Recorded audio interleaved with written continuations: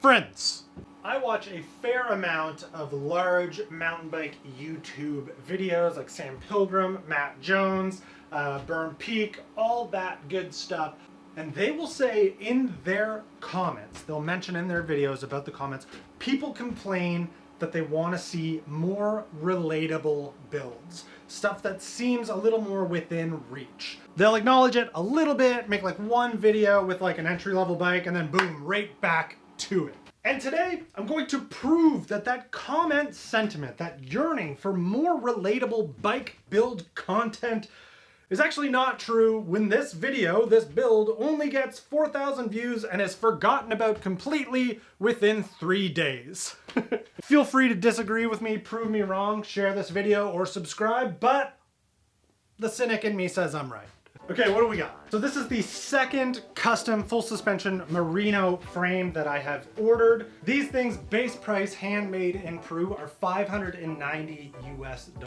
This one I went with 475 mils of reach, 30 millimeter bottom bracket drop, 29-inch wheels, 425 millimeter rear triangle, 130 mils travel on the rear, and a 140 mil travel fork. The biggest thing I really wanted with this frame was a crazy low standover and seat tube. So this is a 400 millimeter seat tube length. I wanted to use my Suntour Aeon for this build. I thought it was a 650B plus fork.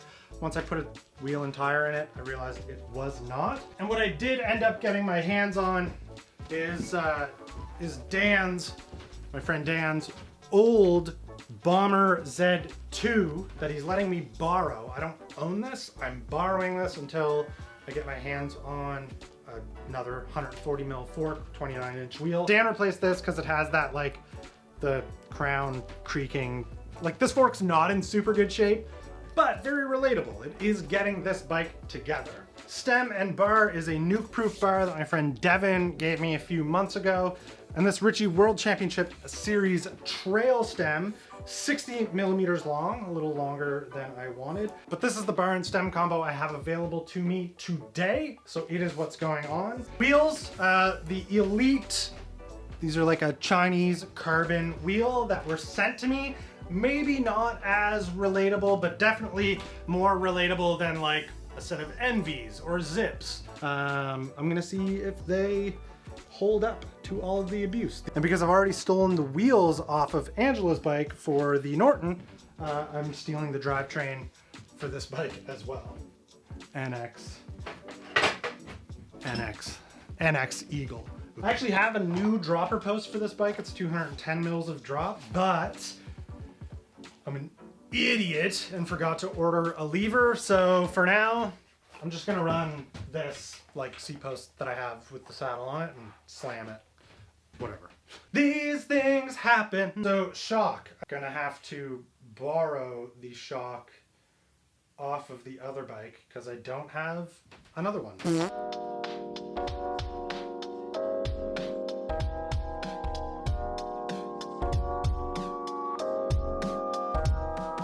So in the comments below, not that I say stuff like this very often, but just let me know what you think of like red frame, red fork. I'm kind of into it. Maybe a couple spacers. Don't fall. This is probably what the behind the scenes of most dream build videos is, where it's like, okay, I forgot to bring a tool over. I hope that fork doesn't fall out.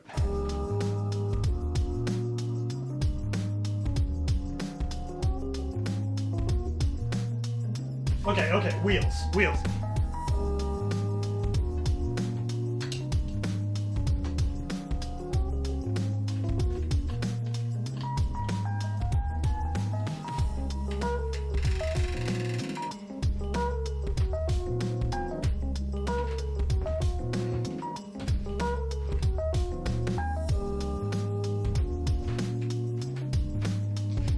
Obviously, I have to look at it.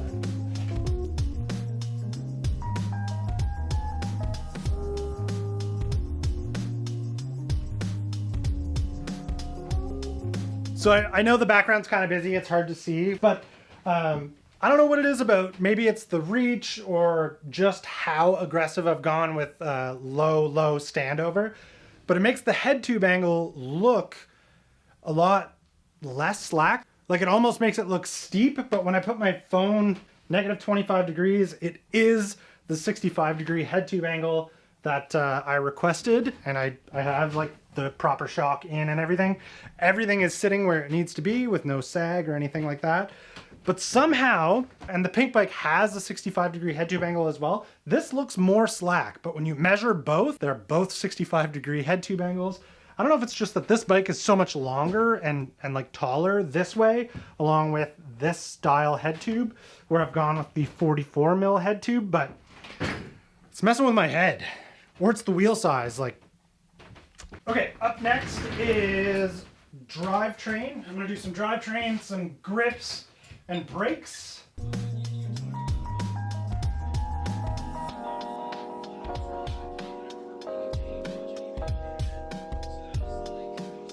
This crank arm doesn't fit in the frame. It hits this chainstay.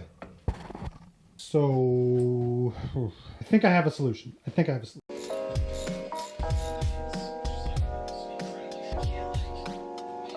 I really did not want to cannibalize the pink bike any more than just borrowing the shock. But here we are. By the end of this, I'll probably have 2 bikes that don't really work. How relatable is that? This chain is not in super great shape. Judge me if you want. Call me crazy, but yeah, I'm gonna throw some Edwin grips on. These are BMX grips. Cool. Honestly, I didn't mean for everything to be red and black, but it just kind of happened. We are now at the point where we can just about play with this the way it's set up. It is in a rideable state, but these nuke-proof bars, 800 mils wide, way too wide for what it is I want this bike to be. I'm gonna cut them down to about 760, and then because it's brakeless, has no cables, and no shift cables and dropper cable, I like somewhat want to see what it feels like to do tricks with. Safety glasses.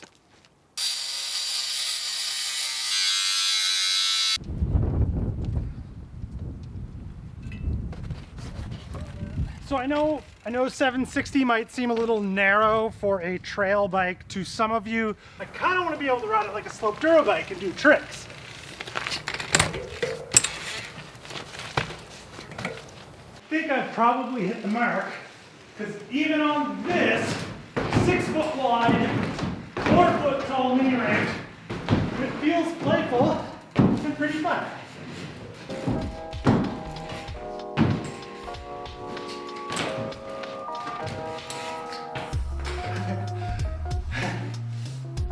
Yeah, that's gonna take a little bit of time to get used to, but I think as this thing is together, we're on to a winner.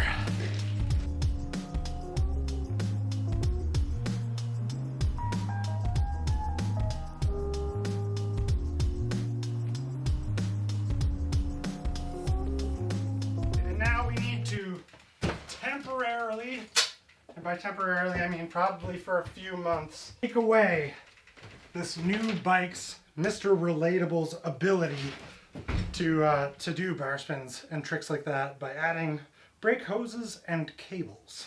Oh, I'm so warm from that little session. Having the ramp is so sick. If you like ramps and you like mountain bikes, and you're just into the stuff I'm into, you should subscribe. You should just subscribe. I smell that.